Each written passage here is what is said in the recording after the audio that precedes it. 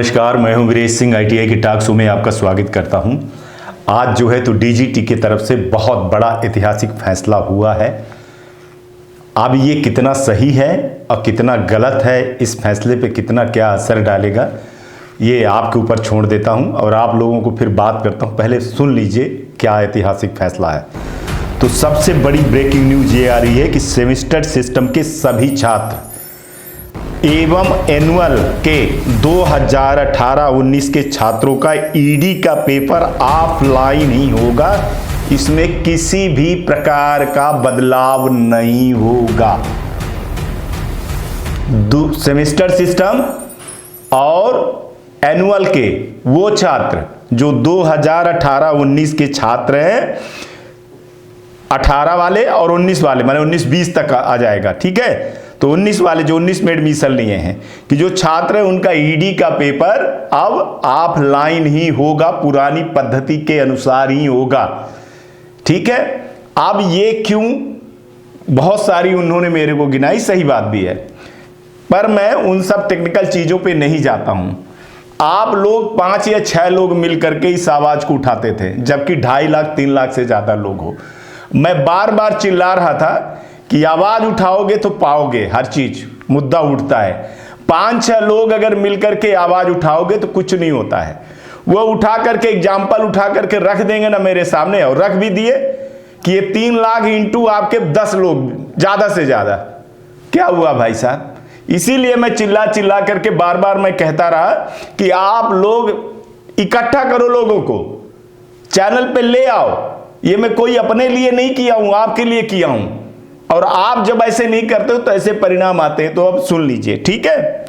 दूसरा breaking news, 2020 के अभी तक, 2020 से लेकर के अभी तक जो छात्र हैं उनका ऑनलाइन पेपर ED का होगा, वैसा ही यथास्थिति जैसे अभी ऑनलाइन होते आया है।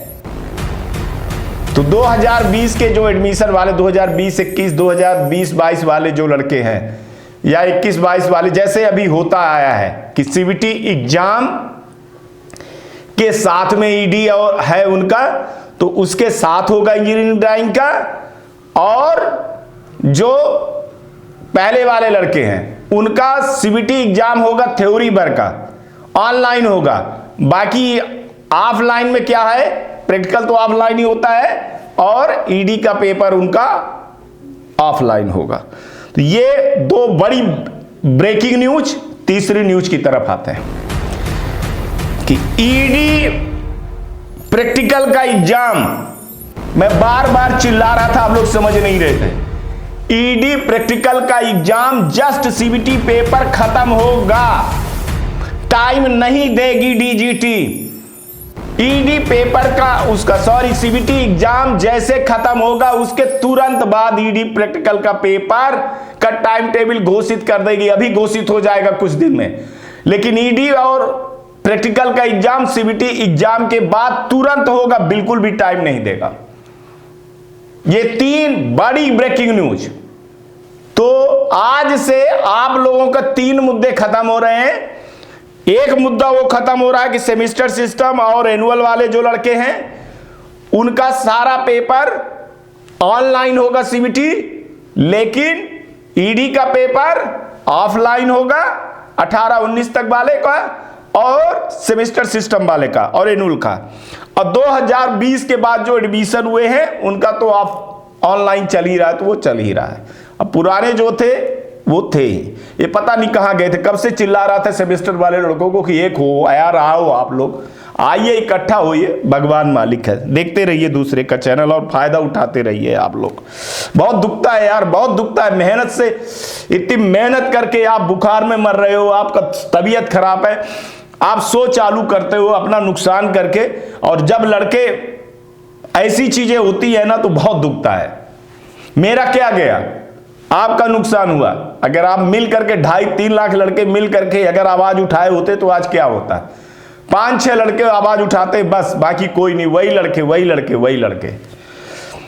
पेमेंट के डाटा बढ़ाने का विचार कर सकता है DGT अगर कोई बड़ी समस्या आई तो। चौथी न्यूज बड़ी कि पेमेंट का डाटा बढ़ाने का विचार कर सकता है डीजीटी अगर कोई बड़ी समस्या आई तो। चूंकि 13 तारीख को संडे है, आज संडे है, तो देख लीजिए अगर समस्या आती है तो उसको जो है तो बढ़ाने का विचार कर सकते हैं। लेकिन आप लोगों से बोल रहा हूं कि 13 तारीख मतलब 13 तारीख, आप अपना काम बिल्कुल भी लास्ट के दिन ना ले जाइए, जितना हो जाए उतने लोगों को कर दीजिए, आप लोग पेमेंट सबका कर दीजिए। और स्टूडेंट को बोल रहा हूं कि एक बात ध्यान में रखिए, कल मैं न्यूज दिखाया था, उसको अगर नहीं फिर भी अभी नहीं समझ पाए हैं ना, बहुत सारे आईटीआई वाले भी नहीं समझ पाए हैं और ना स्टूडेंट समझ पाए हैं कि अगर आपके प्रोफाइल में पैसा जमा करना आ रहा है तो इसका ये मतलब है कि आपका पैसा नहीं जमा हुआ है। अभी लिस्ट आ जाएगी तो फिर देख लोगे आप लोग, तो फिर समझ जाओगे कि मैं क्या कह रहा हूं क्या नहीं कह रहा हूं। अभी भी बहुत दुख की बात है कि कई लोग सीरियसली न्यूज को नहीं लेते हैं, फिर जब हो जाता है तब फिर सर पीटते हैं, फिर कहते फिरते हैं कि अरे सर प्लीज सर ये सर वो सर। भाई साहब डीजीटी लक्ष्मण रेखा खींच दी है अब, और डीजीटी 50 बार बोल दिया हूं कि बदल गई है, सुधार में आ गई है। अब चले गए जयप्रकाशन जी, विद्यानंद जी आ गए हैं। मैं बार बार बोल रहा हूं कि जिनका काम नहीं हुआ दिल्ली जाइए, विद्यानंद जी से मिलिए। कई लोग कह रहे हैं कि हम मेल कर रहे हैं, मेल का जवाब, अरे भैया 2 लाख 2.5 लाख लोगों का मेल का जवाब नहीं दिया जा सकता है, लेकिन आपकी समस्या गई उसका समाधान वो करेंगे, हर हालत में करेंगे। तो अगर आप इतना नहीं कर सकते हो, दिल्ली नहीं जा सकते हो, तो फिर भगवान मालिक है। अब बिहार की एक चीज बताऊं, स्टूडेंटों के क्या बताऊं मैं, ऐसे एक लड़की हमारा न्यूज देखी, बहुत हिम्मत करके, उसके साथ बहुत नाइंसाफी हो रही थी, गवर्नमेंट में पढ़ रही थी, उसका अटेंडेंस 60 हो गया था, वो परीक्षा में भी नहीं बैठ पा रही थी। उसने सबसे कह लिया, कोई रूल रेगुलेशन किसी को पता ही नहीं। उसने एक दिन मेरा वो सुना, क्योंकि मैंने आवाज उठाई थी किसी का, तो उसने डरते डरते मेरे को फोन किया, पता नहीं उठाएंगे कि नहीं उठाएंगे, और 4-5 बार फोन की, मैं मिस हो गया मेरे से, मैं नहीं उठा पाया। एक बार फिर लगाई 2 बजे के लगभग, फोन उठ गया, रोने लगी, बोली सर रिकॉर्ड न करना मेरी बात, मैं बहुत गरीब घर की लड़की हूं और ये फला फला है, मैं गवर्नमेंट आईटीआई में हूं, मैं सबसे कह डाली हूं सर, बहुत परेशान। हमने कहा ऐसे कितने लड़कियां हैं? बोले सर बहुत लड़कियां हैं। हमने कहा बहुत मतलब बहुत 100 से ऊपर है? बोली हाँ सर 100 से भी ज्यादा ऊपर लड़कियां। अरे हमने बोला और लड़के भी? बोले लड़के भी। तो बोले, हमने कहा कि तुम लोग जाते हो वहां पे तो क्या करते हो? तो बोले सर हमारी कोई सुनवाई नहीं होती। मैंने कहा कि आज एक वीडियो हमारा ये उठा करके अपने प्रिंसिपल और इंस्ट्रक्टर को दे देना और बता देना कि ये भैया है, ये हमारी सुनते हैं, ये इनका मोबाइल नंबर है, इनसे आप बात कर लीजिए। मैंने उस लड़की को फोन करके बताया कि तुम कहारा सब लेटर उठाओ, और ये अटेंडेंस वाला जो मामला है, ये मामला जेडी के हाथ में है, आप जेडी को लेटर दो। बिटिया घबराई नहीं, मैं चाहता तो मैं 1 मिनट में काम करवा सकता था उसका फोन करके, पटना के एग्जाम कंट्रोलर को, लेकिन मैंने उसको कहा नहीं, लड़ना तेरे को ही पड़ेगा, तुझको ही जाना पड़ेगा, अगर नहीं होता है तो मेरा नाम लेना और फोन नंबर देना और बात करवाना वहीं से। बोले ठीक है भैया मैं इतना करूंगी। मैंने कहा खुद जाओ। वो पटना गई, एग्जामिनर से मिली, वहां ज्वाइंट डायरेक्टर से मिली, बात रखी, वहां भी वीडियो मेरा दिखाया कि आप देखिए इनसे बात करिए, जानते थे लोग कि वीरेश है। लौट करके आई, इंस्ट्रक्टर ने उनका नंबर चढ़ाया, सब कुछ हो गया, बिल्कुल खुश। तो ये अवेयरनेस अगर आप नहीं फैलाओगे, नहीं बताओगे इंस्ट्रक्टर को, नहीं बताओगे, अब क्या होगा कि ईडी का पेपर जो है तो फिर वही 3 महीने के बाद रिजल्ट आएगा। जो सेमेस्टर वाले लड़के बचे हैं और वो बचे, फिर फंसोगे। तो अभी भी आपके पास टाइम है, कम से कम वीडियो अपने हर एक आईटीआई वाले को, हर गवर्नमेंट वाले को अगर शेयर करोगे तो एक डर बैठेगी कि लड़कों को सुनने के लिए, लड़कों की बात उठाने के लिए एक चैनल आया है। अगर हम किसी भी प्रकार की गड़बड़ी करेंगे तो हमारे खिलाफ कार्रवाई हो जाएगी। और ये आपकी सबसे बड़ी कमजोरी है कि आप आधा वीडियो शुरू का देखते हो, बस हो गया कि न्यूज बीच में क्या है क्या नहीं है। मैं डेली हर कुछ न कुछ ऐसी जनरल नॉलेज और ऐसी नॉलेज आप लोगों को देता हूं, बताता हूं। आप लोग, बहुत सारे लोगों काम हो गया, निकल गए। अरे मैंने बोला अरे भैया जो आपके संपर्क में है, जो लड़के अभी नए आए हैं, सबको वीडियो फैलाओ, बताओ, तभी तो क्रांति आएगी ना, तभी तो इकट्ठा होगे ना आप लोग। अब एक आज भाई साहब बता रहे थे कि एक पेपर का 2000 रुपए लिए हैं। पहली बार वो अभी 8-10 दिन पहले चैनल देखे, बोले सर मैं क्या करूं, मेरे को किसी ने बताया नहीं और ऐसे ही रिकमेंडेशन में आ गया। बोले हम लोगों ने तो, हमने कहा कितने लड़के, बोले सारे लड़के। मैंने सारे कितने, बोले 350 सुपर लड़के। हमने कहा सबने दिया पैसा, बोले हाँ सबने दिया पैसा। हमने कहा अब उसको ये वीडियो दिखा देना। तो अब जब वीडियो उन लोगों ने दिखाया तो वहां से उन लोगों का आया कि नहीं नहीं नहीं नहीं नहीं, वो एग्जाम की भी रसीद नहीं दिए थे। मैंने उनसे कहा कि रिकॉर्डिंग कर करके मेरे पास भेजना, पर पहले वीडियो भेज दो। वीडियो उन्होंने भेजा, 10-12 कर्मचारी थे, उनको सबको भेजा। वहां से उनके पास तुरंत फोन आ गया, अरे नहीं भैया आपका तो उतने 500 रुपए लिया हूं मैंने, बाकी 1500 रुपए आपकी इस महीने की किस्त है जो एडजस्ट हो जाएगी। तो बोले अरे सर कैसे एडजस्ट हो जाएगी, मैंने तो पूरा टोटल फीस दिया है। बोले नहीं नहीं नहीं नहीं, आपको हम पढ़ाएंगे। फिर बहाना करने लगे कि वो ईडी और प्रैक्टिकल का एग्जाम होगा तो उसमें भी जुड़ जाएगा, तुम्हारा कासन मनी में जुड़ जाएगा, बहुत सारी चीजें। अगर डर ना फैलाओगे तो सोचो वो कितना कमा लिया था। 300 भी इंटू 2000 कर दो, हो गई खेल, और चला गया है आपके उससे। मैंने बोला है कि अगर अवेयरनेस आप लोग करते, सबको ही मिल करके करते, तो चीजें सही जाएगी। आप लड़कों से आप 500 रुपए तक ले सकते हैं सर्विस के नाम पे, लेकिन आप 2-2, 2,500 हजार रुपए वसूली नहीं कर सकते हैं। फीस बची है, मैं बार बार बोल रहा हूं, लड़कों को मैं बिल्कुल भी साथ नहीं देता हूं। आज भी मेरी बड़ी अधिकारी से बात हुई है और इस बात में मैं उनको राजी कर रहा हूं, और बहुत जल्दी मैं राजी कर लूंगा कि जो प्रोफाइल पे मार्कशीट बच्चों की आ रही है वो नहीं आएगी, क्योंकि कई स्टूडेंट इसका गलत फायदा उठा रहे हैं। और हमारा एक उद्देश्य है आईटीआई को सेव करना, आईटीआई बचाना, अच्छी आईटीआई को बचाना और खराब आईटीआई को खत्म करना। बिल्कुल चाणक्य जैसे, जैसे उसके घाव में कहते हैं ना वो कांस गड़ गई थी तो वो खोद खोद करके मट्ठा डाल रहा था, वैसे मैं गंदी जितनी भर आईटीआई है, चाहे वो गवर्नमेंट के लोग हों, चाहे वो प्राइवेट के लोग हों, चाहे वो कोई भी हो, कितने पावर में हो, मैं बिल्कुल लग जाऊंगा, दिखाऊंगा। इस बार मैं बोल रहा हूं कि जो एग्जाम 25 तारीख से हो रहे हैं, आपको पहले बता रहा हूं, आप लोग ये फैला देना हर किसी को। और स्टूडेंट से बोल रहा हूं कि नकल में मत फंसना। इस बार डीजीटी के आदमी लोकल लेवल पे भी और मेरे भी आदमी उसी भीड़ का हिस्सा बनेंगे जिस भीड़ में ये पैसे की उगाही होगी, और इस बार डंके की चोट पे दिखाई जाएगी। आईटीआई का नाम भी, स्टूडेंट का नाम भी, इंस्ट्रक्टर का नाम भी, क्योंकि गंदगी साफ करना है। क्योंकि ये गंदगी है, इसी के कारण जो अच्छी आईटीआई है वो बेचारे खराब हो रहे हैं। अभी कई चीजें आई हैं कि पैसा वसूला जा रहा है पास होने के नाम पे, 30-30 हजार रुपए, 30-30 हजार रुपए मांगे जा रहे हैं पास करवाने के लिए।